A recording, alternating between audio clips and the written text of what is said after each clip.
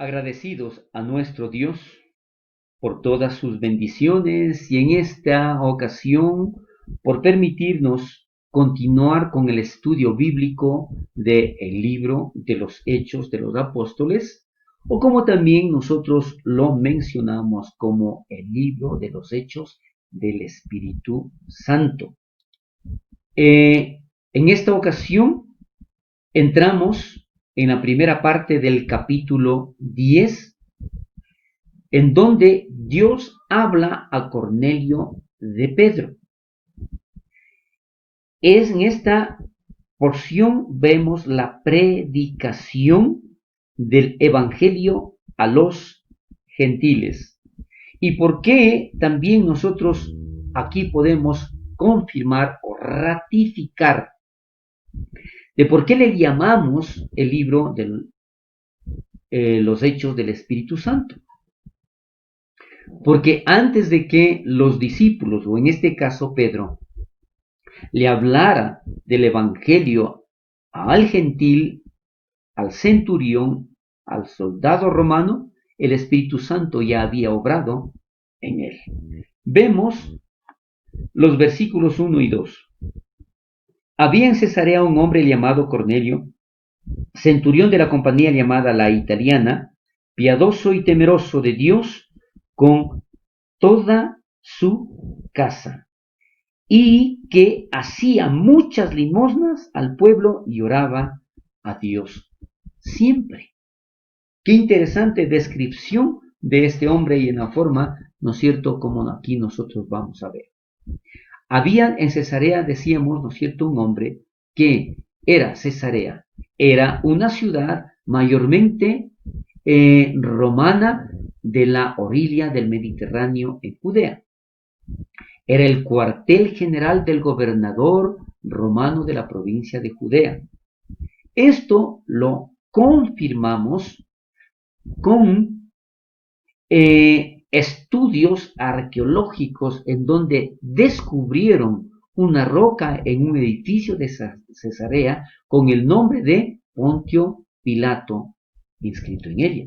Entonces vemos precisamente, ¿no es cierto?, que esta fue una realidad. Fue una ciudad con personas romanas, en especial los soldados.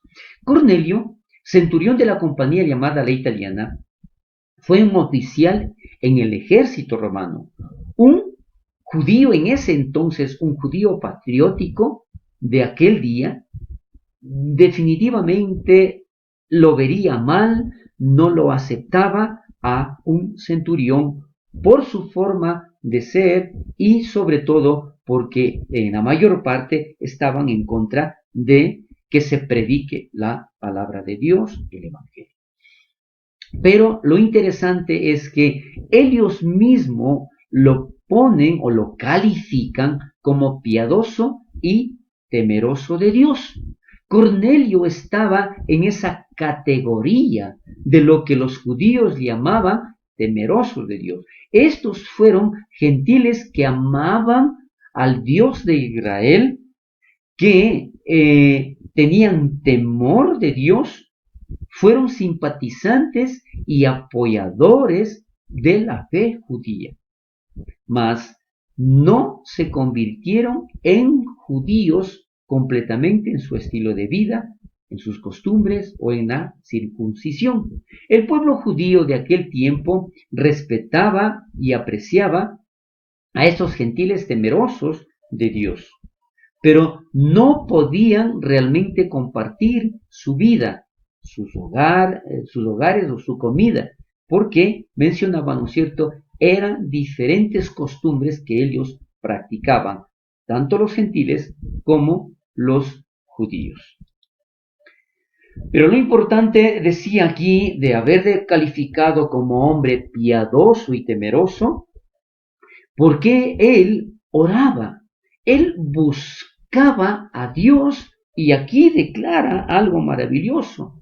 No es que simplemente él oraba, dice, y oraba a Dios siempre, porque la manera de vida y el estilo de vida mismo de este hombre, el corazón con que Cornelio fue descrito, fue precisamente que fue un hombre que tenía una verdadera relación con Dios. A la vez, él no fue parte de la cultura principal judía, como lo habíamos dicho antes. Él vivía, ¿no es cierto?, su estilo de vida, pero con un corazón entregado a Dios. Más adelante, los versículos 3 al 6, Dios envía un ángel para decirle a Cornelio que enviara por Pedro. Esto también confirma la verdadera relación que existía entre este soldado romano con Dios. Este vio claramente en una visión cuando él estaba, justamente dice, como a la hora novena del día. No se nos dice en este versículo 3, aquí específicamente que estaba orando Cornelio, pero fue en la hora novena. Entonces, ¿qué hacían en la hora novena? O 3 de la tarde, oraban. Entonces, si había esta costumbre a esta hora de los judíos, que Cornelio adoptó también esta hermosa costumbre de orarle a Dios, nosotros podemos ver que más adelante sí hay muy claro y ratifica, confirma que Cornelio estuvo orando cuando tuvo esa visión, porque en el versículo 30, precisamente del mismo capítulo el que estamos viendo, declara, dice, entonces Cornelio dijo, hace 4 días que a esta hora yo estaba en ayunas, y a la hora novena, mientras oraba en mi casa, vi que se puso delante de mí un varón con vestido resplandeciente. Entonces, confirma que a la hora novena, a las 3 de la tarde, Cornelio estaba orando a Dios. Y a través de esa oración, Dios se manifiesta, ¿no es cierto? Dice, vio claramente en una visión a un ángel de Dios. Pero esto no fue un sueño, ni tampoco sucedió realmente. Según lo que aquí se declara, ¿no es cierto? El comentario que existe es que esto fue una visión que vio, o que vino, perdón, en el ojo de la mente, en su interior, porque probablemente él estaba orando con los ojos cerrados y vio esa visión en su interior. A la vez fue tan vívida que Cornelio dijo después, se puso delante de mí un varón con vestido resplandeciente. Entonces, ¿no es cierto? Vemos claramente que esta fue una experiencia maravillosa de Cornelio. Entonces dice, es significativo que Dios habló a Cornelio directamente, aún llamándolo hasta por el nombre. También es significativo que Cornelio respondía con un temor de lo celestial y santo. Había temor en él, él estaba atemorizado, pero por reverencia a Dios, porque él sentía y sabía que quien le hablaba y quien le mostraba era Dios. Esto muestra que Cornelio tenía una verdadera relación con Dios. Y también Dios le habla y le dice, haz venir a Simón, el que tiene por sobrenombre Pedro. Aquí probablemente no le conocía Cornelio a Pedro, pero sabía que tenía que obedecerle a Dios. Él sabía que quien estaba hablando era Dios y él no tenía la menor duda de hacerlo como él lo dijo. Aleluya. Esto es muy importante porque hay muchas personas que podrían dudar, pero Cornelio tenía esa intimidad, esa relación directamente con Dios. Más adelante, los versículos 7 y 8 dice Cornelio, obedece los mandatos de Dios y envía por Pedro. Aquí vamos a ver un detalle muy importante en donde Cornelio dice, llama a 2 de sus criados. y adicionalmente a un devoto soldado.